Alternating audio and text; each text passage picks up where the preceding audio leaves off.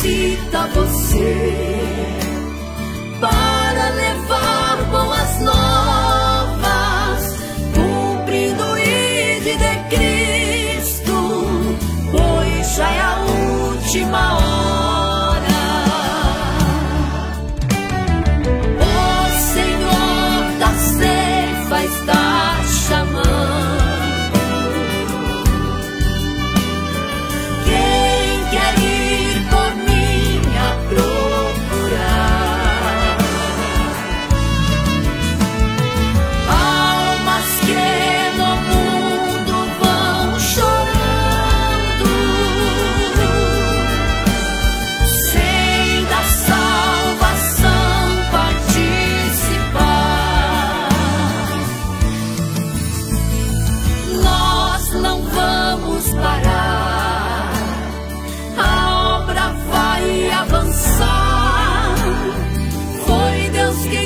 Escolheu para a colheita final. As almas estão clamando, Jesus já está voltando. Seja você um Gideão, pronto para fazer missão.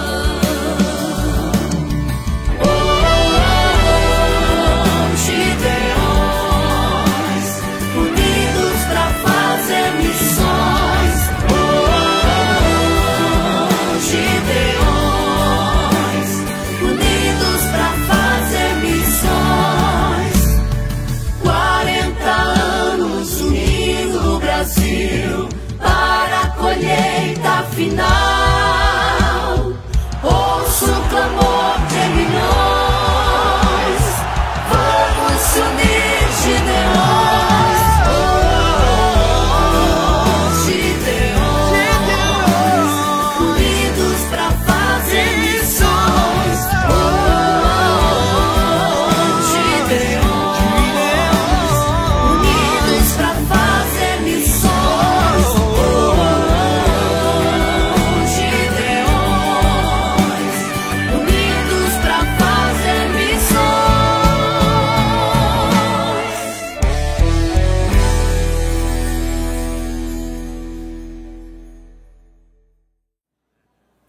Queridos, paz do Senhor Jesus.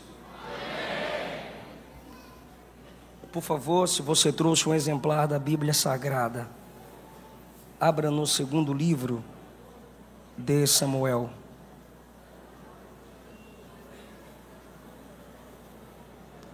Segundo Samuel, capítulo 16.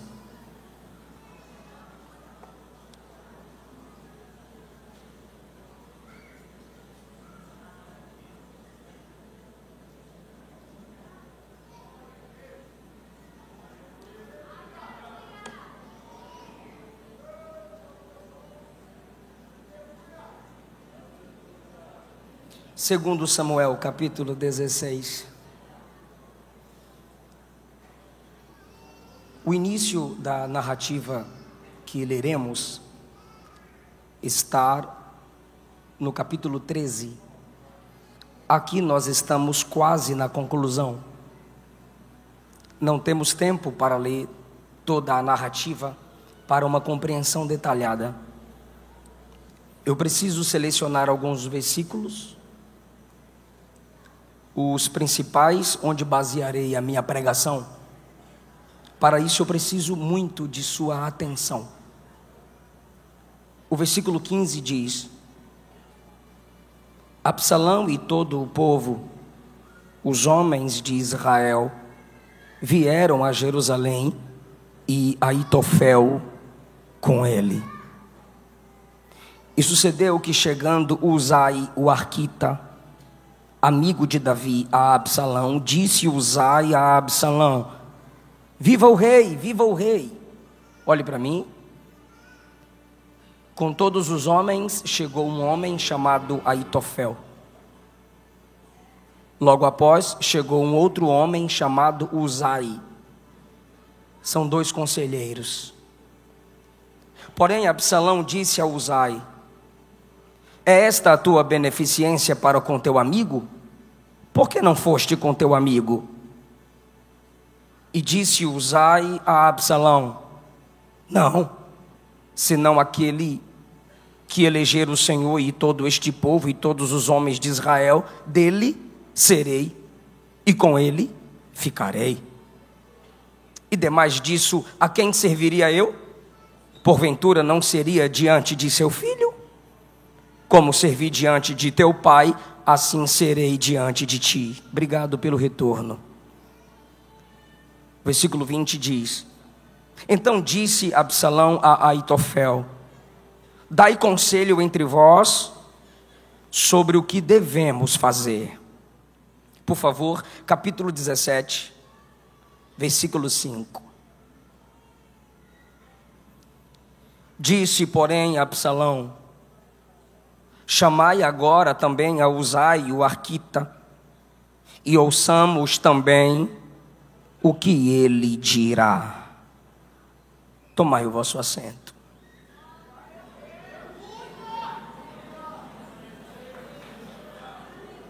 Eu quero expressar a minha gratidão por mais uma vez estar neste congresso missionário, onde Deus tem despertado corações e pessoas para amar a sua obra, fazendo esta obra. Pastor Zilmar, a missionária Maria Inês, minha gratidão pelo carinho de sempre e pela recepção. Toda a vossa família, todo o corpo de obreiros que nesta igreja cooperam para o crescimento e desenvolvimento da obra do Senhor. Que o Espírito Santo os conduza com muita graça e sabedoria. Os pregadores que já me antecederam e que ainda ministrarão a palavra do Senhor, o meu desejo é que Jesus os use cada vez mais e confirme o vosso ministério. Minha gratidão a Deus pela vida da minha esposa, missionária Luana, que é um instrumento gracioso de Deus na minha vida. No ano passado, nós perdemos um bebê. E esse ano está aqui a Luana. Fica em pé, amor, faz assim, amor. Grávida de novo. Não poderia ter nenhum filho, agora está chegando o terceiro neném. Graças a Deus por isso. No final ela vai cantar um hino aí com toda a igreja. Tá bom, meu amor? Deus é Deus que sabe como consolar os seus. No mês que Jesus tomou o meu pai para si, um dia depois que recebemos a notícia de que meu pai não escaparia da morte, e no dia que o Senhor tomou o meu pai para si, nós ouvimos o coração desse bebê bater. Eu quero expressar minha gratidão a todos que estão aí pelas redes sociais assistindo o Congresso dos Gideões, mandar um abraço a todos que pelo Instagram e pelo canal do YouTube estão acompanhando este culto festivo ao Senhor. Eu quero falar com vocês subordinado ao tema Diálogos da Rebeldia. Diálogos da rebeldia. Eu vou partir de dois pressupostos para pregar essa mensagem. O primeiro é a condição caída do ser humano. Num contexto de rebelião está Absalão, que quer se vingar de seu pai. Ele esperava um tipo de punição ao irmão Aminon, que havia abusado da própria irmã. Davi não agiu com a justiça esperada por Absalão, e esse do seu pai guardou mágoa, preservou o ódio e projetou vingança. E no capítulo 16, ele está executando a vingança projetada. Absalão não é quem origina a rebelião, a rebeldia, a maldade, a mágoa e a vingança. Ele é só mais um atingido pelo pecado que entrou no mundo Em Gênesis capítulo 3, todos os relacionamentos foram corrompidos pelo pecado. E assim, através do orgulho satânico, exalado pelo seu veneno no coração do homem, abrimos então a porta da maldição, pois o orgulho é o ventre da maldição, a soberba é a porta do inferno. O diabo é o protótipo de soberba na Bíblia Sagrada, e aqueles que se submetem a ele vivem orgulhosamente, quebrando princípios, desrespeitando autoridades estabelecidas e demonstrando cada vez mais a sua condição decaída.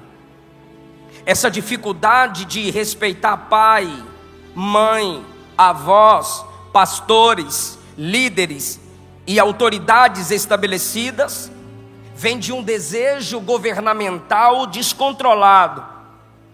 Esse desejo governamental descontrolado é chamado na Bíblia de concupiscência. O apóstolo João põe concupiscência, que é o desejo descontrolado, e a soberba no mesmo versículo.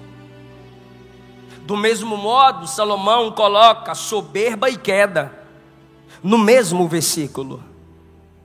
Então, sendo essa a condição humana, pois somos caídos e totalmente dependentes da graça para vencer tal condição, Absalão está dentro desse contexto maior da Bíblia Sagrada. Alguém atingido pelo pecado, com orgulho no coração, como Absalão, nos sobrepomos aos outros. Devido à nossa posição, quem sabe como Absalão, beleza ou influência. Esquecemos-nos pela condição decaída, sendo nós imitadores de Adão, quando com Eva tentou usurpar o lugar de Deus. Esquecemos-nos de que quem é autorizado tem autoridade e deve ser respeitado. Do irmão no estacionamento ao técnico do som, se forem autorizados, têm autoridade, independente de quem seja você. Filho de quem for, advogado, juiz, promotor, não importa o valor do seu dízimo, quantas igrejas você sustenta, se num ambiente específico alguém é determinado como uma autoridade, seja você quem for, aquela pessoa merece ser respeitada.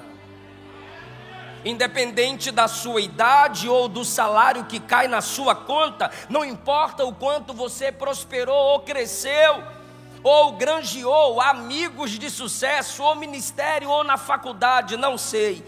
Independente do que você conquistou na vida, seus pais são autoridades e devem ser respeitados. Não sei, não me importa quantos inscritos você tem no seu canal, quantas vezes você prega no mês. O pastor da igreja é a autoridade estabelecida ali e você deve respeito a estes. Sei que há muitos líderes que não se comportam do modo ideal que as autoridades deveriam se comportar, mas isso não me ausenta da responsabilidade de, sem ultrapassar limites, respeitar e honrar aqueles a quem Deus tem confirmado como autoridades.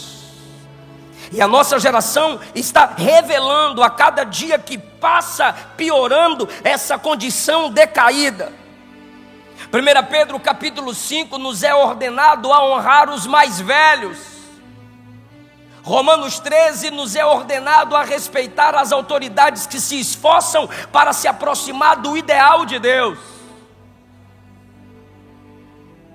1 Tessalonicenses 5,12, Paulo manda ter em autoestima, honrar e amar os que trabalham entre nós, presidem sobre nós e nos admoestam.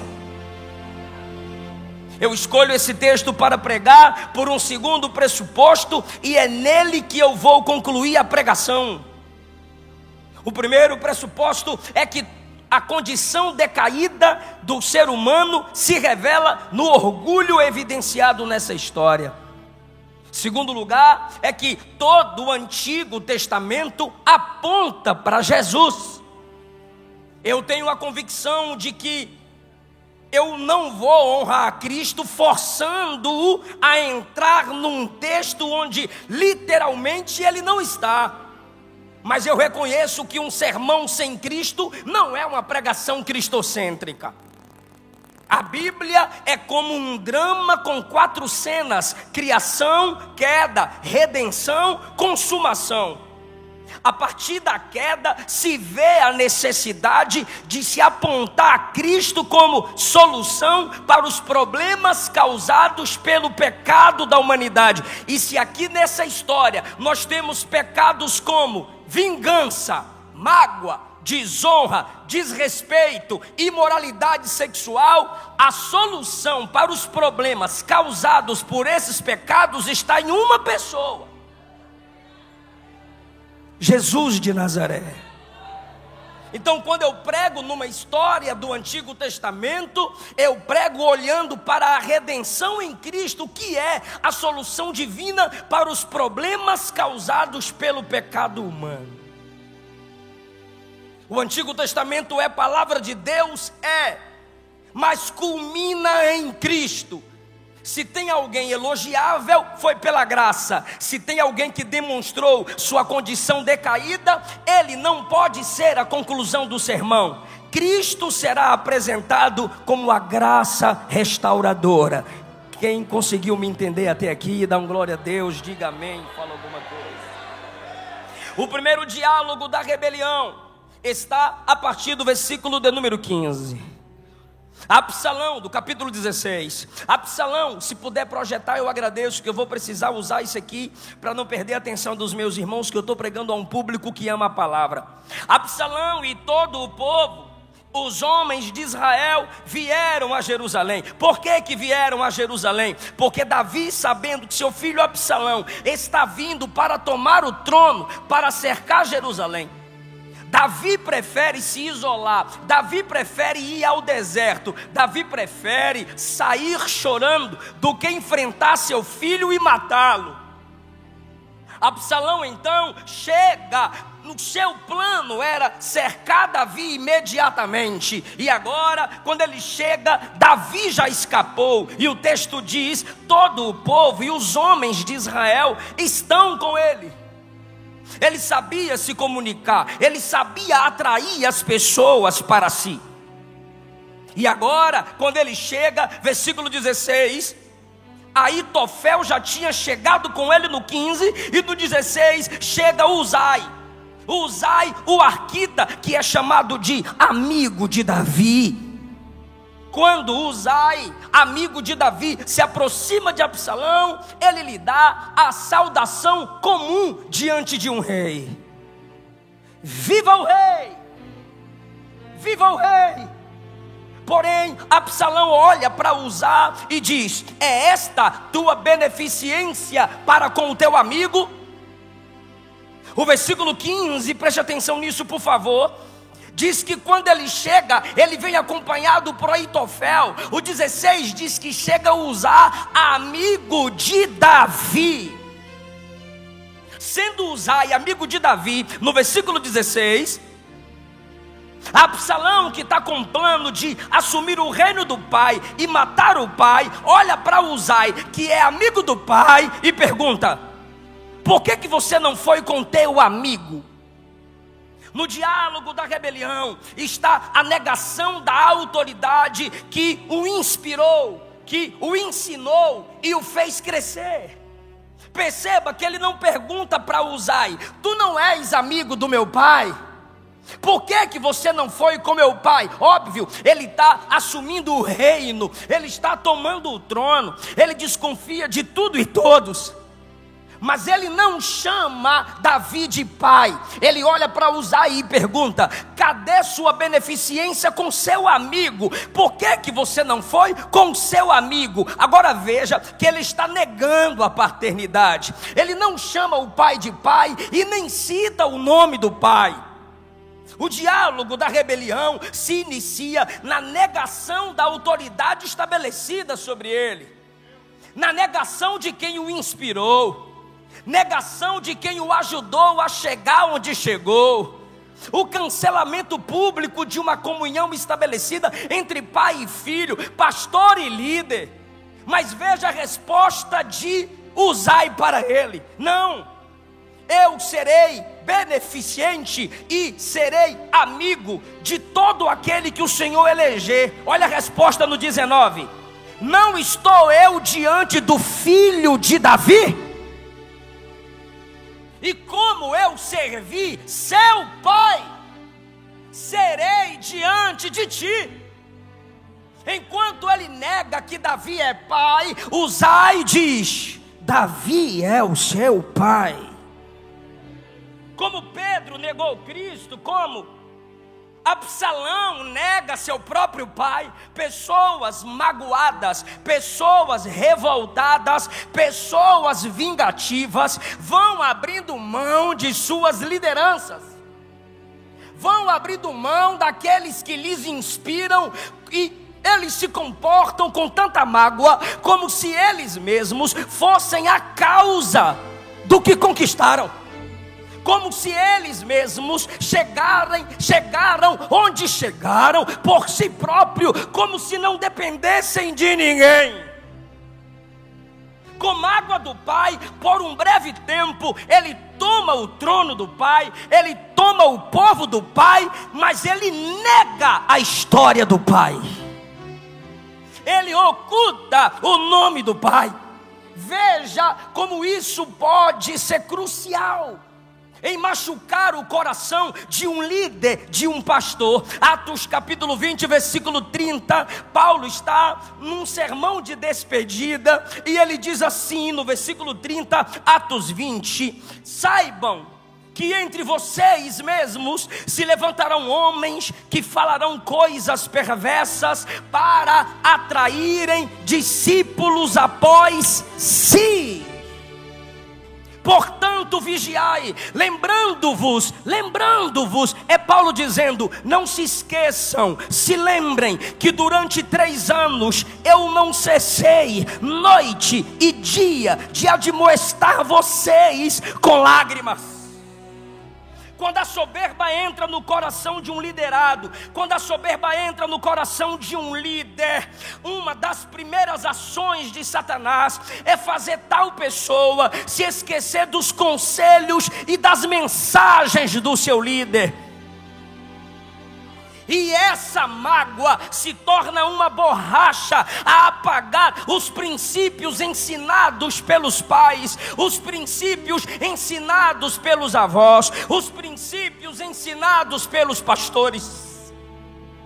1 Coríntios capítulo 4, versículo 17, Paulo disse: por esta causa vos mandei Timóteo, que é meu filho amado e fiel no Senhor, o qual vos lembrará os meus caminhos em Cristo. Paulo está dizendo: vocês que eu ganhei para Jesus, vocês que eu tenho discipulado, vocês que eu tanto cuidei, não se esqueça do que vos ensinei. Para tirar Davi do coração das pessoas, pois já estava fora do coração dele, Absalão se antecipava às pessoas e diziam: Davi não vai conseguir resolver o problema de vocês, deixa comigo que eu resolvo. Ele estava assim criando a sua própria congregação, a semelhança de pastores propagandistas que vivem se rebelando, cheios de ira, cheios de ódio, cheios de vingança, e prometem que sua igreja é um pedacinho do céu, mas na realidade é uma antessala do inferno, porque quem pastoreia ali é o imitador de Satanás, rebelde, revoltado e vingativo.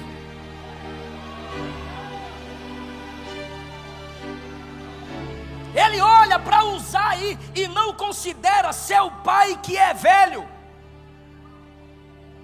Absalão, o novo e forte, desonrando Davi, o velho cansado. Absalão, o filho, desonrando o pai. Absalão, o liderado, desonrando o líder, anulando a autoridade paternal e influente de seu líder.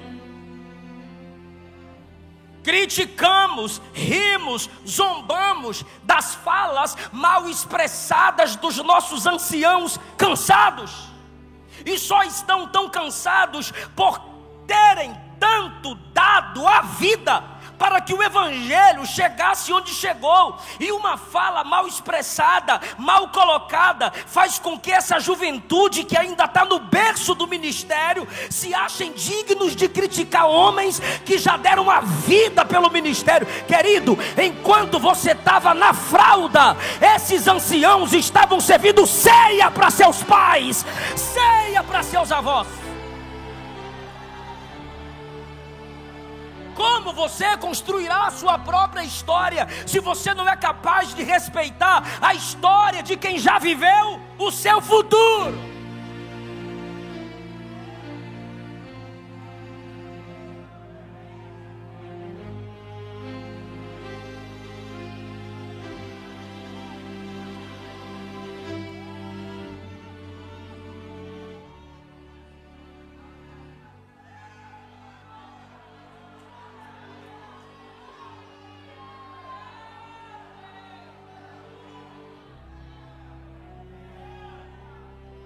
Veja no diálogo da imoralidade agora, em segundo lugar.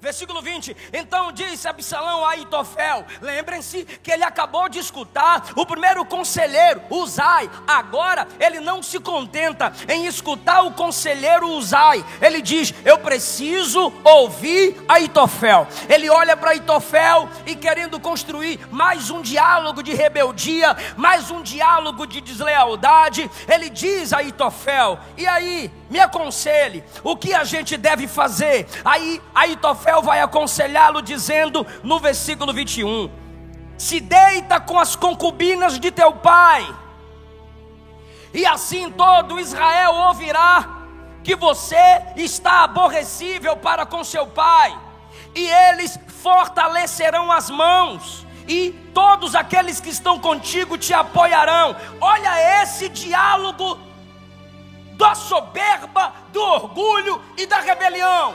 Quer ganhar o apoio da massa? Olhe para mim, por favor. Eu sei que não é uma história tão contada. Se não é fácil para mim contar, vai ser difícil também se você não prestar atenção e entender. O segundo diálogo da rebeldia é esse. Quer o apoio das massas para tomar o trono de seu pai? Quero.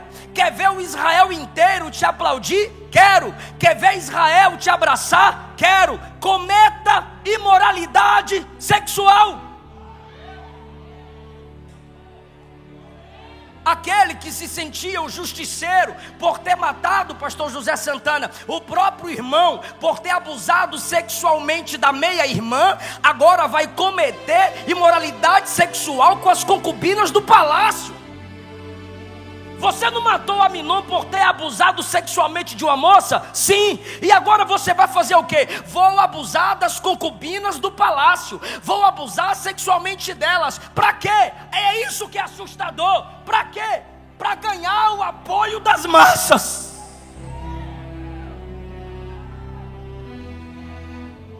Quer viralizar no TikTok, mocinha? Continue com suas danças imorais.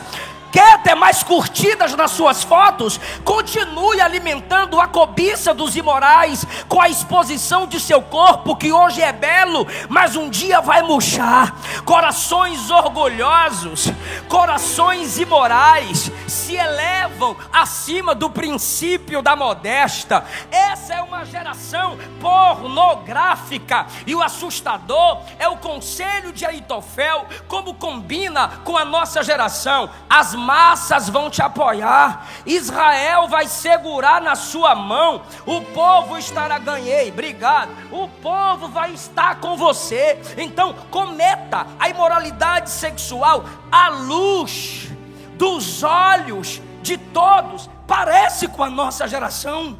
Para protestar contra Davi, ele teve que forçar as concubinas a terem com ele relação sexual. Ei, uma das armas dos revoltadinhos é a imoralidade. Eu vou falar e você confirma se eu estou mentindo ou falando a verdade.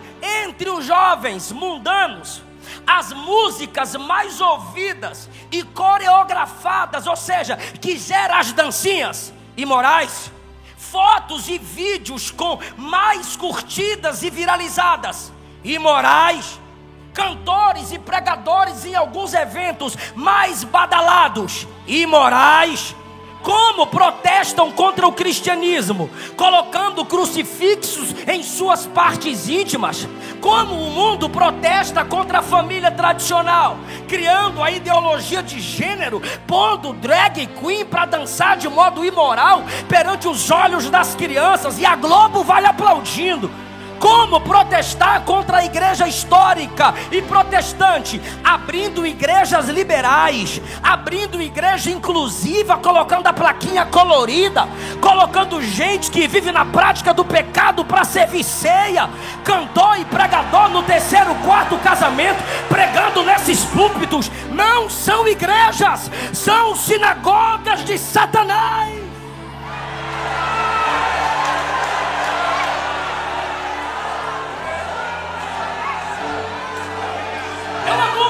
De pessoas que não nasceram de novo e querem brincar com o nome do Evangelho de Cristo. E para que tanta imoralidade, irmãos? Para minar a autoridade da igreja. Eu tenho 3 respostas para 3 classes de pessoas, e eu vou ver quem é de Bíblia agora. A primeira classe é aquela que é formada por aqueles que defendem os rebeldes, desrespeitosos e imorais. A minha resposta para você está em Romanos 1,32. É digno de morte quem é imoral e aprova as imoralidades. A minha segunda resposta é para a segunda classe, que usa texto isolado para fugir da responsabilidade de pregar e se acovardar. Mateus 24, pastor, está escrito que a iniquidade de muitos, que a iniquidade vai se multiplicar e o amor de muitos vai se esfriar, pastor. Para de uma polêmica, pastor. Ó, pastorzinho, 2 Timóteo 3 diz que nos últimos tempos, pastorzinho, viriam tempos trabalhosos. Então lá vai a resposta, Joel 2 e Atos 2. E acontecerá que nos últimos dias derramarei do meu espírito sobre toda a carne. Vossos filhos e vossas filhas profetizarão.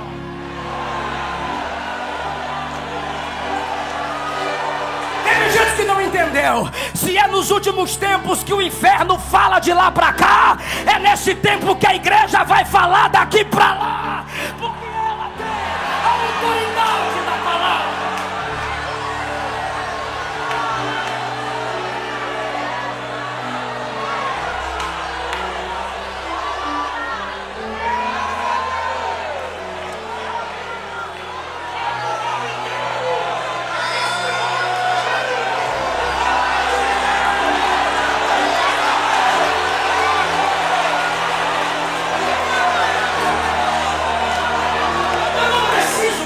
Você, porque o meu compromisso aqui é com a palavra, mas nós somos pentecostais, então pelo amor de Deus, abra a boca comigo e diga: os hereges falam.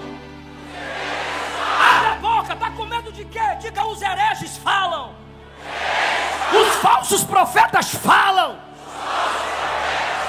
Diga: a turma colorida fala. As seitas falam. Teólogos liberais falam. Eu não vou me calar.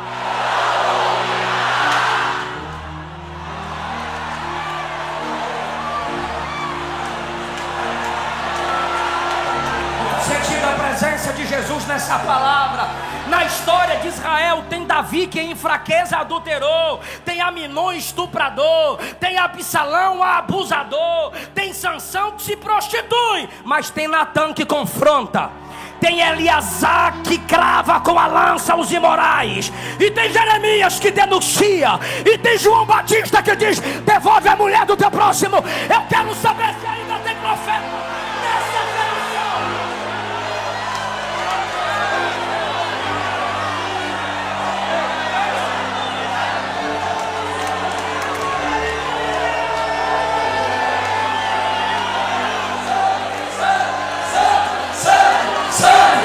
É a canção dos anjos. É a canção dos anjos.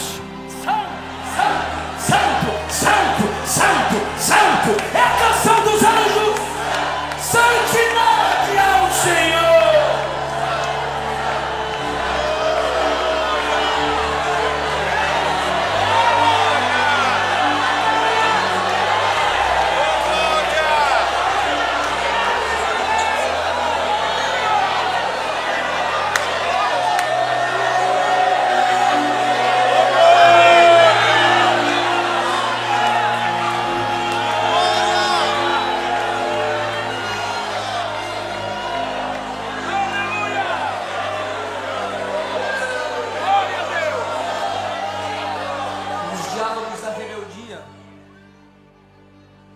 Pastor José, os pastores são desprezados, os anciãos são zombados. No diálogo da rebeldia, a imoralidade sexual é supervalorizada com o apoio das massas.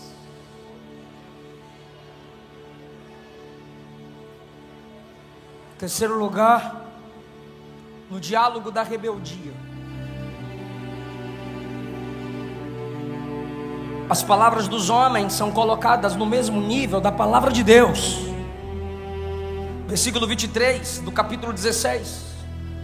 E era o conselho de Aitofel que aconselhava naqueles dias, como se a palavra de Deus se consultara.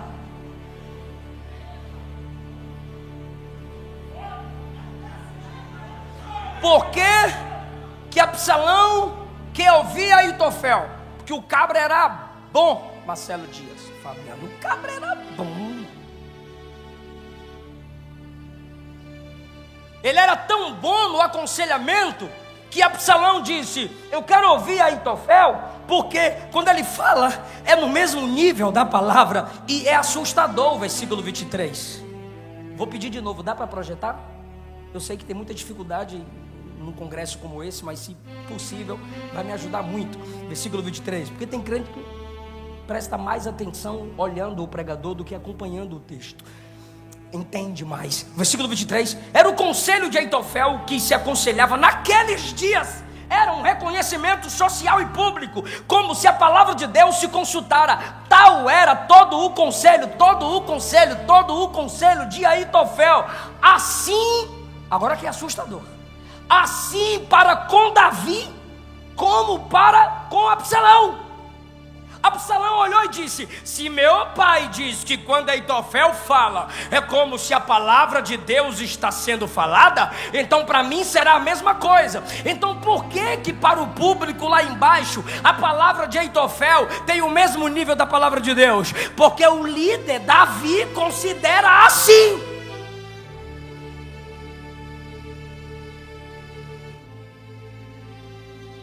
É daqui que se nasce os abusadores da fé, os abusos da autoridade. Porque se pensa que pelo domínio das massas, influência histórica, terno, gravata, Bíblia grande na mão, quando eu falo é como se a palavra de Deus estivesse sendo falada, e não é. Isso é coisa de seita. Seitas colocam o livro da profetisa no mesmo nível das escrituras. Coloca as visões de seus profetas no mesmo nível das escrituras. Adventismo, mormons, catolicismo, coloca a tradição no mesmo nível da palavra de Deus. Isso é seita. Palavra de homem algum, palavra de igreja alguma, nenhuma influência humana tem a mesma autoridade das escrituras.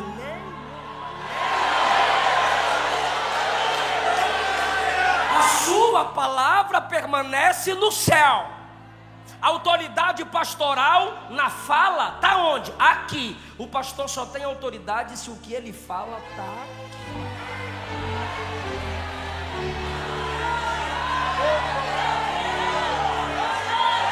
A pregação evangelística só tem autoridade se estiver baseada aqui. Se esse livro em qualquer ambiente estiver abaixo de todos os livros, não se entristeça, é porque o livro é a base de toda a sabedoria. Se esse livro estiver no meio de todos os livros, não se entristeça, ele é o centro da sabedoria. E se esse livro estiver acima de todos os livros, pode se alegrar, porque a sabedoria desse livro está acima da sabedoria de qualquer outro tipo de conhecimento. Não coloque palavra de profeta nenhum no mesmo nível das escrituras. Por que na igreja de quem usa demais o dom de profecia faltam mestres?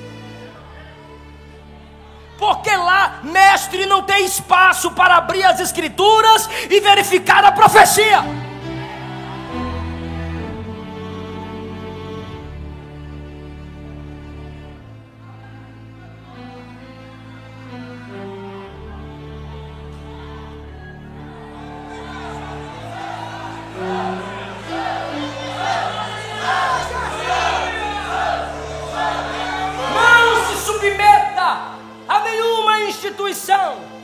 A nenhuma regra humana que não se submeta ao crivo da palavra. Agora, quem se presta a tal serviço? Que não conhece a palavra. Porque a única resistência contra esses que colocam a Bíblia no mesmo nível da palavra de homens é uma igreja que abre a Bíblia. É uma igreja como os bereanos que consulta as escrituras. Agora vejamos. Aitofel vai concluir o seu conselho no capítulo 17, para eu caminhar para a conclusão. Disse mais Aitofel a Absalão: deixa-me escolher 12.000 homens e me levantarei e seguirei após Davi esta noite. Olha o que ele está dizendo. Quem está me ouvindo? Você quer matar Davi, Absalão? Quero. Você quer assumir o reino? Quero. Olhe para mim. Eu tenho acesso a 12.000 homens agora. Eu sou amigo de Davi. Eu levo os 12.000 homens. Eu chego lá. Sendo amigo de Davi, eu mato Davi. E não adianta para onde ele tentar fugir. Olha o versículo 2 agora. Davi está cansado. Capítulo 17, versículo 2. Fraco das mãos. E é verdade. Eu o espantarei, fugirá todo o povo que está com ele. Eu ferirei o rei só. Eu ferirei o rei. Absalão, você não vai precisar manchar suas mãos. Irmão, por favor. Esse conselho é top. É o conselho top. Para quem quer matar o pai, assumir o trono, é o conselho top. Ó, eu sou amigo dele. Eu vou chegar com o exército de 12.000 homens e eu falo assim, ó: Davi, é o Fefel. Ô meu amigo, chega aí. Quando eu abraçá-lo, eu pego a espada aqui, ó. Eu mato ele para tu. Ó, o trono é teu. Olha o que Aitofel continua dizendo: farei tornar a ti todo o povo, pois o homem, Davi, a quem tu buscas, é como se tornassem todos. O que ele está dizendo é: todos que são seus inimigos calariam, parariam de ser contra ti, se a gente matar Davi. Então de uma vez só eu acabo com todos os seus problemas.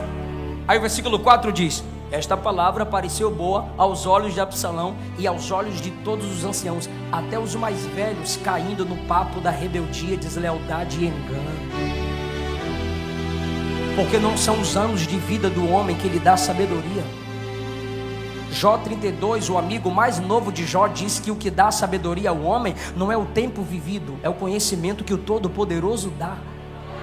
O próprio Davi disse que é a palavra de Deus que o torna mais sábio do que os mestres. Os anciãos estão concordando com o conselho de Aitofel, e Absalão quer rapidamente vencer o pai e assumir o trono. É boa, legal essa palavra, ó, muito top. Só que de repente, eu vou fazer uma pergunta para quem conhece o todo da Bíblia, e por favor não me decepcione. Quem está no controle de todas as coisas?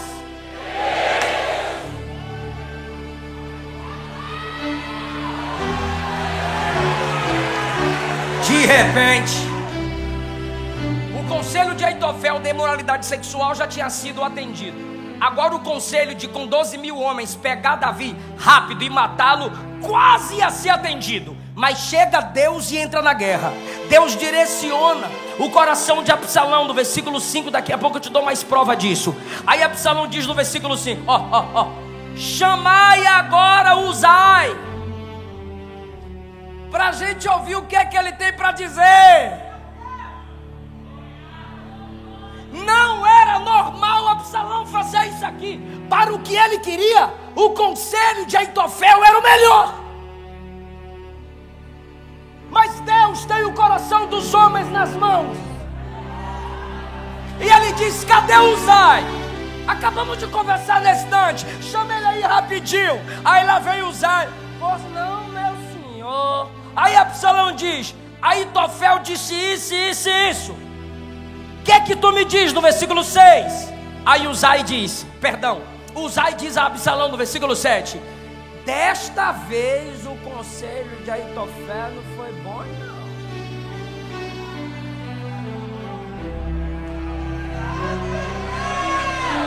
Eu sei que ele é bom, mas desta vez não foi legal, não. Aí Absalão, quem está no controle? Continua aí, nesse fogo, muito bem. Aí Uzai disse, ó Uzai, versículo 8, versículo 8, versículo 8, versículo 8, versículo 8, versículo 8, meu Deus. Versículo 8, 8, tá aí, 8. Disse mais Uzai, agora, lembra, vota. Ó, o 17:2, depois a Luana faz o pix. Ó o que Aitofel diz, tá cansado, frouxo das mãos, facinho de ser espantado. Ó, o bichinho tá fraco, é só eu chegar, porque Davi é fraco. Ó como ele desonra a liderança no diálogo. Aí vem Uzai agora, 8, ó Uzai, 8. Disse Uzá: tu conhece teu pai e os homens que estão com ele, que são valorosos, estão com o espírito amargurado como ursa no campo, roubada dos cachorros. Agora, e teu pai é homem de guerra. Entre os desleais, Deus levanta um amigo de verdade, irmão. Rapaz, tu respeita teu pai. Quantas batalhas já venceu, quantos inimigos já derrotou. Se eu fosse tu, rapaz, vou perguntar para quem tá ligado, quem tá no controle.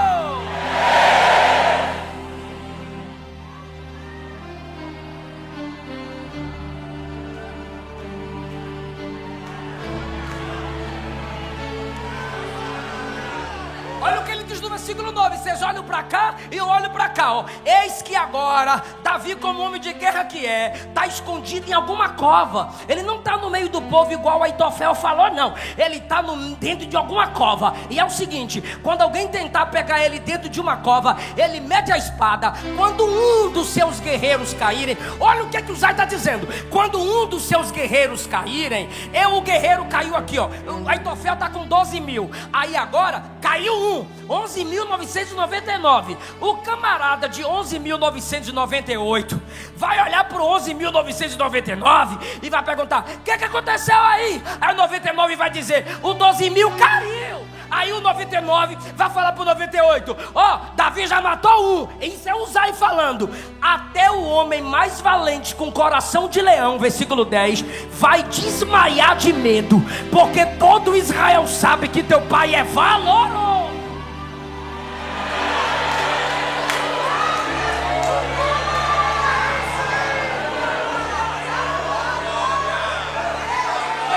Se eu estou me rebelando, aí alguém diz assim: é fácil, a mensagem dela é ruim, a igreja dela é fraca, aquele setor ali é top, e os empresários estão tudo com tu, e tu sabe os podres dele tudo, então é rápido, é Aitofel. Aí vem o Uzai cá e diz assim: rapaz, ele é top, ele é guerreiro, ele é experiente, tem muita gente com ele, ele não cai fácil não. Eu olharia para o Uzai e diria: cai fora, velho. Eu tô querendo o trono e tu dizendo: Imael, vaza! Prefiro Aitofel. Olha ainda o que o Uzai vai falar. Projeta. O 11. Ó, o 11. Eu, porém, aconselho. Aitofel aconselhou. Agora é o Uzai. O conselho que eu te dou é o seguinte: com toda a pressa, ajunte a ti todo Israel, desde Dan até Beceba. Olha só se não é mais fácil o conselho de Aitofel. Aitofel diz: eu já tenho 12.000, eu vou lá agora à noite e eu mato Davi para tu. Aí o Uzai diz assim: não, 12.000 não, Davi é o cara, rapaz. Fala o seguinte: chame todo Israel, todinho, tudão. Chama todo Israel, de porta em porta, um por um, e traga uma multidão como a areia do mar, e tu mesmo em pessoa vá para matar teu pai.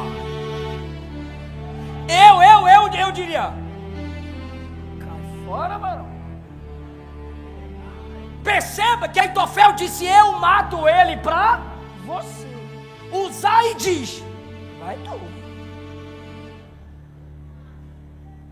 Vou perguntar só para quem tá ligado: qual conselho era mais fácil a se seguir? Aitofel, ô povo inteligente.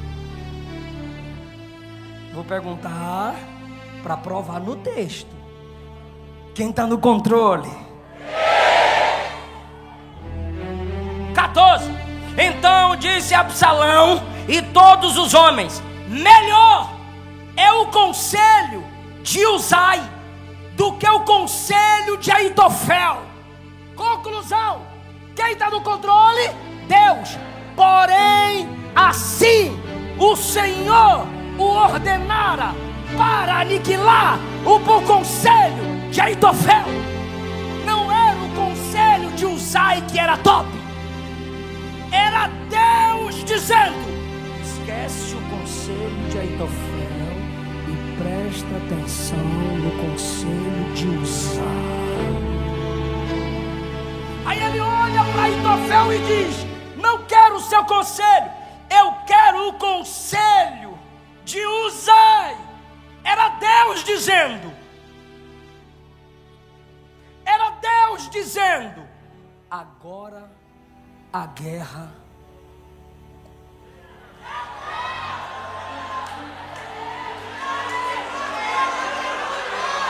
Quando você vive na prática do pecado, do orgulho, da mágoa, da vingança, seu inimigo muda de nível.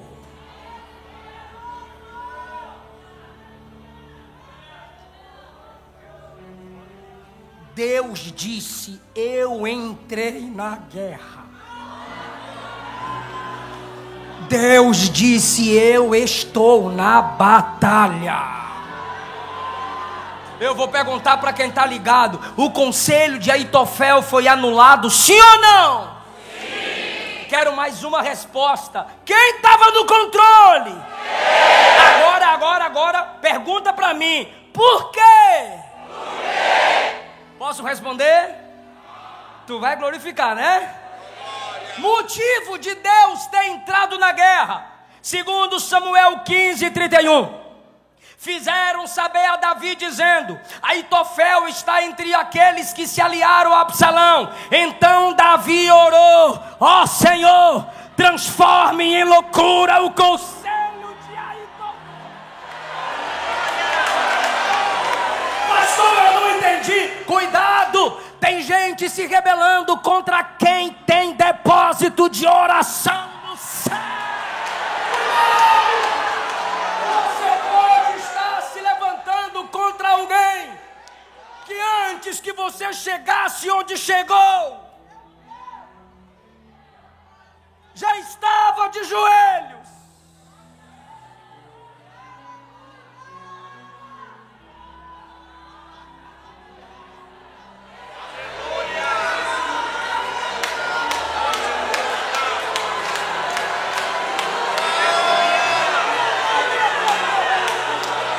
Respeite seus pais.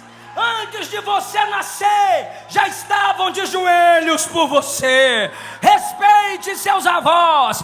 Antes de você nascer, já estavam de joelhos por você. Respeite seus pastores. Antes que você iniciasse na fé, eles já estavam orando nas madrugadas. Cuidado, cuidado, cuidado.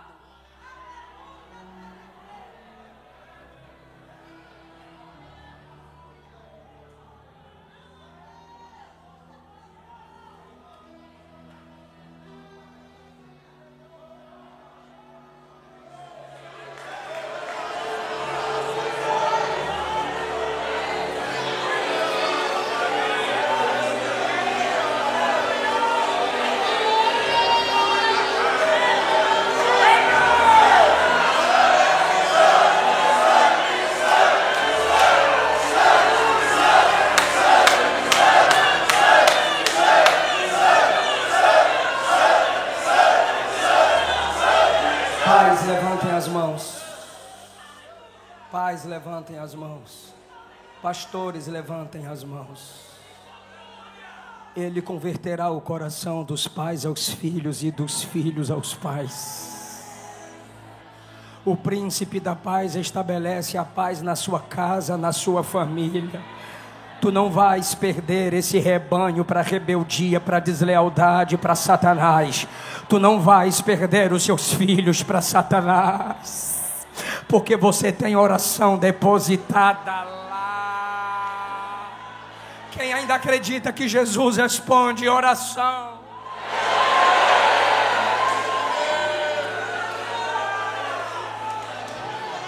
Sua casa é fruto de oração. Deus anula o conselho de Aitofel.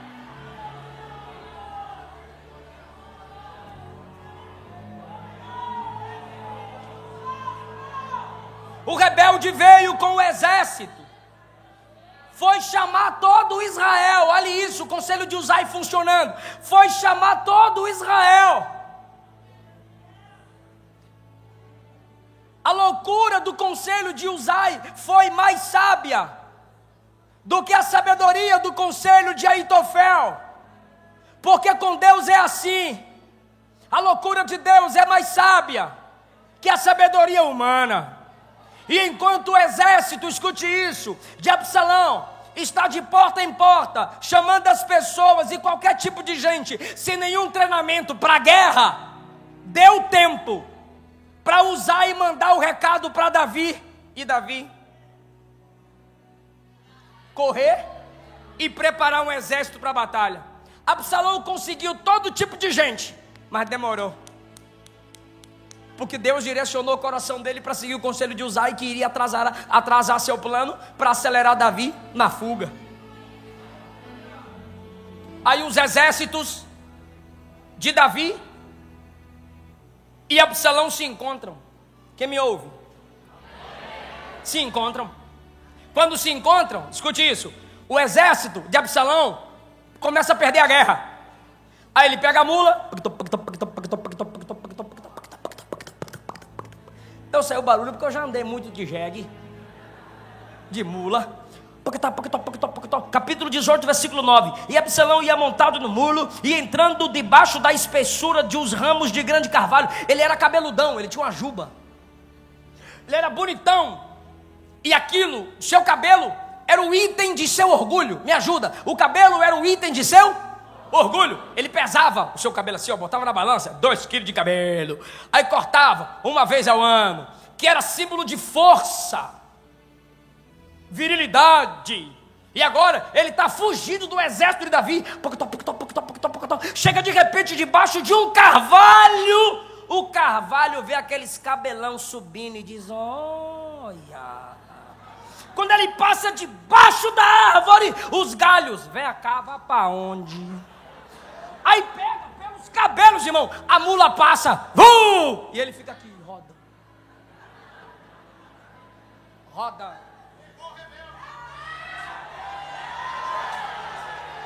Estava tentando fugir, mas a natureza, a criação de Deus disse: eu te pego, vem cá.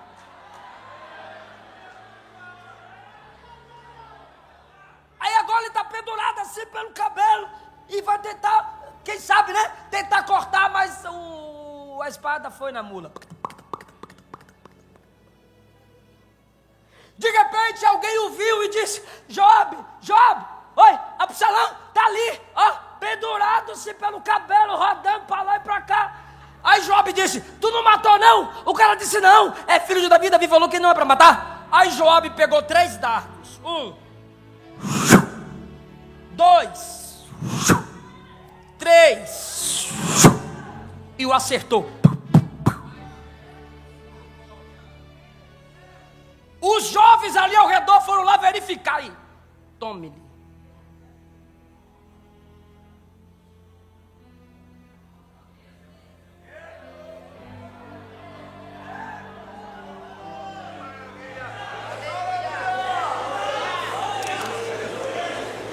E o item que era de seu orgulho foi o instrumento da sua ruína. E pendurado num madeiro, numa árvore, pendurado o descendente de Davi agora, rebelde, vingativo, morre. Como exemplo de que rebeldia não compensa. Vingança não compensa.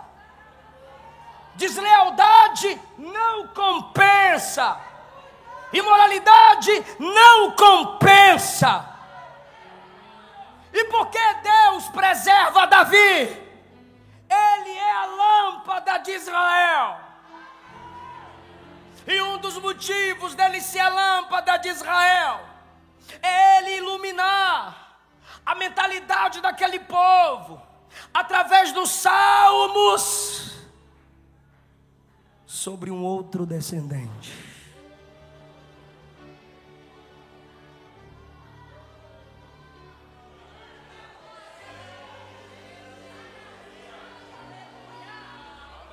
E no Salmo 22, Davi apresenta a cruz de um outro descendente. No Salmo 23, se apresenta o bom pastor, que é o outro descendente. No Salmo 24, se apresenta a entrada na glória do outro descendente. Ainda bem que Davi não teve só um descendente que morreu pendurado.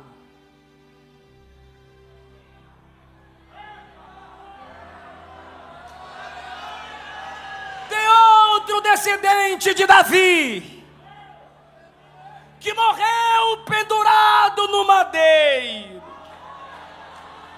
Só que Absalão, descendente de Davi, morreu pendurado com ódio. Jesus, o perfeito descendente de Davi, morreu pendurado numa cruz por amor.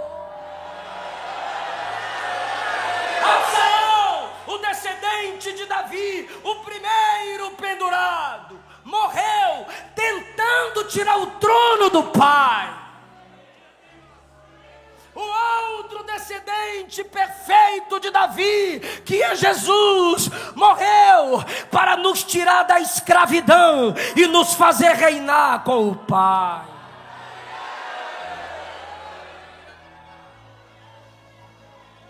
O descendente de Davi, Absalão, morreu pendurado dizendo: eu odeio, eu não perdoo. Mas o outro descendente de Davi, Jesus, morreu dizendo: Pai, perdoa. Se o descendente de Davi, Jesus de Nazaré, não morre, todos nós morreríamos no pecado de Absalão. Vou repetir.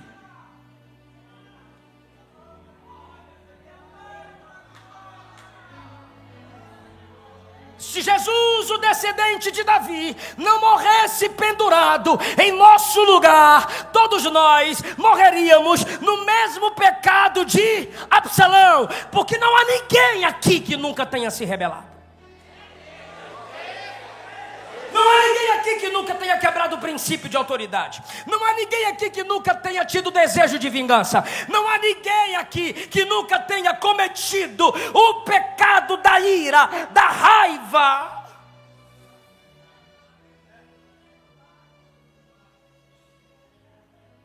Mas o descendente de Davi morreu a sua morte para você viver a vida dele. E a mensagem conclui aqui. Se tem um descendente de Davi que te acusa por você ser igual a ele em rebeldia, ignorância, violência, vingança e mágoa, tem o outro descendente de Davi que está dizendo: eu derramei o sangue na cruz do Calvário para te purificar da ira, da mágoa. Filma o meu rosto aqui para a internet, para o Instagram. Onde é que é? É lá ou aqui? É aqui. O outro descendente de Davi que morreu na cruz do Calvário, ele não apenas perdoa a sua ira, não apenas perdoa a sua mágoa, não apenas perdoa seu desejo de vingança, não apenas perdoa a sua rebeldia. O filho de Davi perfeito, que é Cristo, além de te perdoar, ele te lava, ele te purifica, ele te restaura e ele tira de você esse caráter de Caim. Ele tira de você esse interior de Absalão. Ele tira de você essa mágoa e ira e deslealdade de Judas e forma em você, pelo poder do Espírito Santo, o caráter de Cristo. Oh, filho de Davi, quem pode, agora eu vou pedir, quem pode levantar a mão e adorar o descendente de Davi, que reina para sempre?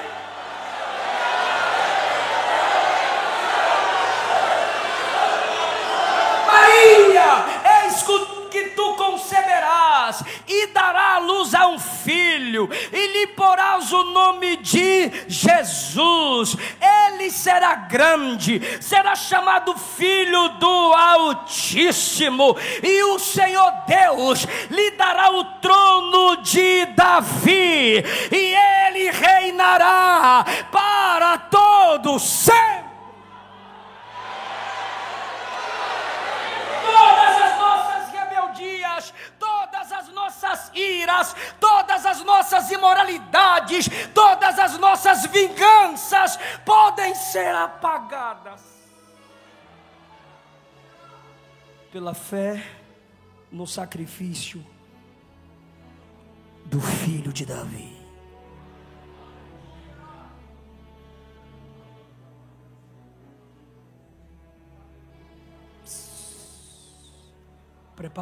Prepara o playback da minha esposa. Me escuta, me escuta. Se arrepende agora. Se arrepende hoje.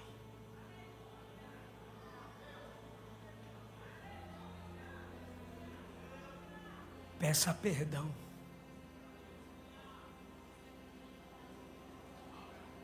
Porque a graça está disponível para te lavar. Se humilha. Não precisa morrer entre terra e céu. Dá para ter paz na terra esperando pelo céu. Jesus está limpando corações aqui hoje. Limpa-nos, ó Deus, de toda mágoa. Limpa-nos, ó Deus, de toda angústia. Solta o playback, porque a igreja inteira vai cantar isso aqui. E seremos lavados de ira, mágoa e contenda. Solta o playback. É isso. Bora cantar o evangelho. Deus enviou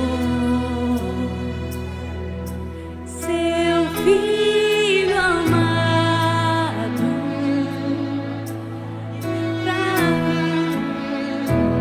pra perdoar, pra te salvar, diga, pra me salvar. Mas foi na cruz morrer. Fica em pé, por irmão. nós. Fica em pé, irmão. Por meus pecados, mas ressurgiu e vivo. Se você se afastou do evangelho o Pai está. por mágoa, Vamos declarar. ira, desejo de vingança, Porque Ele vive. Declara. volta para Jesus agora. Porque o Senhor vive no Vem seu aqui na coração. frente se você se afastou do evangelho e quer ser livre da mágoa, do rancor, da ira. Ou você que nunca entregou sua vida para Jesus, mas hoje você quer recebê-lo como seu único e suficiente Salvador. Eu quero orar por você aqui na frente. Eu só quero aqui na frente quem se afastou e quer voltar para Jesus. E quando canta, irmão. Cadê a primeira pessoa que vai voltar para Jesus aqui na frente?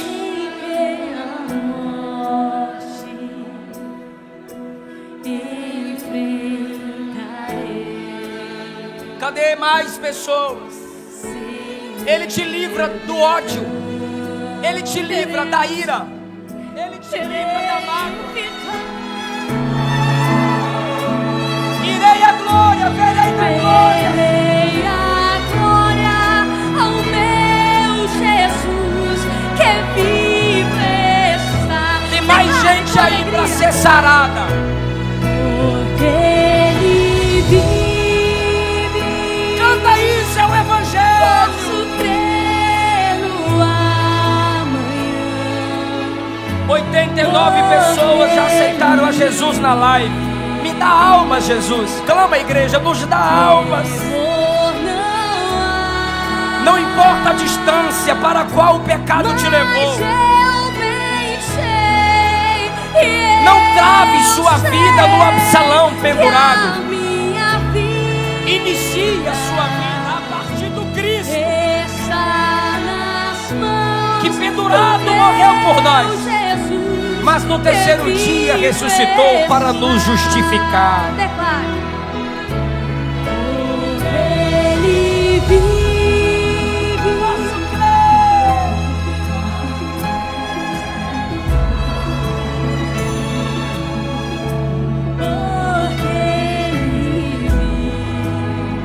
O Senhor E conhecereis a verdade vos libertará. Se pois o Filho vos libertar, verdadeiramente sereis livres. Se creres com teu coração e confessares com a tua boca que o Cristo ressuscitado dentre os mortos é o Senhor, serás salvo. do meu Vem, moço, vem, moça. que vive. Vem, filho, papai está orando. Vem, filha, mamãe orou tanto. Vem, Está seus nas avós oraram mãos tanto. do meu Jesus. Vem, que Jesus te capacita a perdoar. Vem, que Jesus te capacita a perdoar. As almas estão vindo para Jesus. 107 pessoas confessam Cristo na live.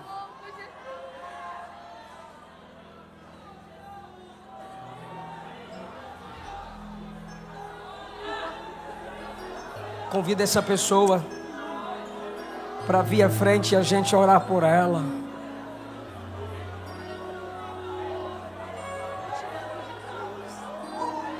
É noite de perdão e restauração completa. A igreja já está orando por esses aqui. Vem para Jesus. Volta para papai. Estou te esperando, volta para papai. Vinde a mim os que estão cansados e sobrecarregados. Eu vou te aliviar. Vem para papai. Vem para papai.